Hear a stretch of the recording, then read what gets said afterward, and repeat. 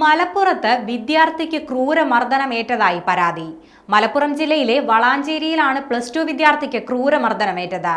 ഇരുമ്പിളിയം GHSSലെ വിദ്യാർത്ഥിയായ റഷീദിനാണ് മർദ്ദനത്തിൽ ഗുരുതരമായി പരിക്കേറ്റത്. 10ഓളം വരുന്ന വിദ്യാർത്ഥികൾ വീട്ടിൽ നിന്നും വിളിച്ചിറക്കിക്കൊണ്ടുപോയി മർദ്ദിക്കുകയായിരുന്നുവെന്നാണ് പരാതിയിൽ പറയുന്നത്. ഇരുമ്പ് വടി ഉൾപ്പെടെയുള്ള ആയുധങ്ങൾ ഉപയോഗിച്ചാണ് മർദ്ദിച്ചതെന്ന് റഷീദിന്റെ കുടുംബം ആരോപിക്കുന്നുണ്ട്. മർദ്ദനത്തിൽ റഷീദിന്റെ കണ്ണിനും മറ്റ് ശരീരഭാഗങ്ങൾക്കും സാരമായ പരിക്കേറ്റിട്ടുണ്ട്. മർദ്ദനമേറ്റതിന് പിന്നാലെ വിദ്യാർത്ഥിയെ വളാഞ്ചേരിയിലെ ഒരു സ്വകാര്യ ആശുപത്രിയിൽ പ്രവേശിപ്പിച്ചു. നിലവിൽ റഷീദ് ഈ ആശുപത്രിയിൽ ചികിത്സയിൽ കഴിയുകയാണ്. സംഭവത്തെക്കുറിച്ച് വളാഞ്ചേരി പോലീസ് അന്വേഷണം ആരംഭിച്ചിട്ടുണ്ട്. വ്യക്തിപരമായ തർക്കങ്ങളാണോ മർദ്ദനത്തിന് പിന്നിലെ കാരണമെന്ന് പോലീസ് പരിശോധിച്ചു വരികയാണ്. വിദ്യാർത്ഥികളെക്കുറിച്ചുള്ള വിവരങ്ങൾ ശേഖരിച്ച് അന്വേഷണം പുരോഗമിക്കുകയാണെന്ന് പോലീസ് അറിയിച്ചു.